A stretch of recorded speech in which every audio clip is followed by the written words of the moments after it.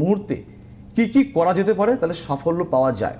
প্রথমেই বলবো শিক্ষা বিষয়ে ভালো যে জায়গায় ভর্তি হওয়া কিংবা শিক্ষা বিষয়ক কোনো চিন্তাভাবনা করা অভিজিৎ নক্ষত্রকে বেছে নেওয়া যেতে পারে। এবং ধরুন কোনো কিছু নামকরণ, ব্যবসায় বিভিন্ন রকমের চুক্তিবদ্ধ হওয়া, জমি রেজিস্ট্রেশন, যে কোনো ধরনের রেজিস্ট্রেশন, শুভ কাজ, অফিসিয়াল কাজের সূত্রপাত এই অভিজিৎ নক্ষত্রে কিন্তু করা যেতে পারে। কেন স্টার্ট করা যেতে পারে?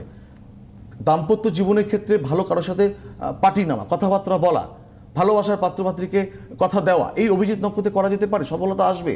এবং যে কোনো জিনিসকে শুরু করা, চুক্তিবদ্ধ হওয়া, কারণ কেন এই অভিজিৎ নক্ষত্রে ফলাফল দেবে? কারণ কোনো গ্রহ যদি অভিজিৎ নক্ষত্র প্রাপ্ত হয়, সেই গ্রহ যদি তুঙ্গস্থ হয়, সেই গ্রহ যদি সক্ষেত্রস্থ হয়, মঙ্গল কিন্তু তুঙ্গ অবস্থান মকরে, তার জন্য কিন্তু অত্যন্ত ভালো ফল পেতেই পারেন। এবং যারা জটক বিচার করাতে চায়, কুষ্টি বিচার করাতে চায়, এই অভিজিৎ নক্ষত্র অত্যন্ত সেরা সময়। এবং যারা বিভিন্ন রকমের সমস্যায় ভুগছেন, এই যে ছাত্রছাত্রীদের উদ্দেশ্যে যেটা বললাম, কিংবা রবির বছর প্রথম, এখনও বছরের প্রথমেই দাঁড়িয়ে আছি, যদি আমরা এই অভিজিৎ নক্ষত্রকে কাজে লাগাতে পারি গ্রহ সংস্কার করে কিংবা প্রতিকার প্রতিবিধান নেওয়ার ক্ষেত্রে, এই আগামী 5 দিনের জন্য আমি হরপ করে বলতে পারি জীবনে আপনার যেই সফলতা এতদিন আসেনি, সেই সফলতা কিন্তু আগামী অতি অল্প দিনে কিন্তু আপনার জীবনে আসতেই পারে।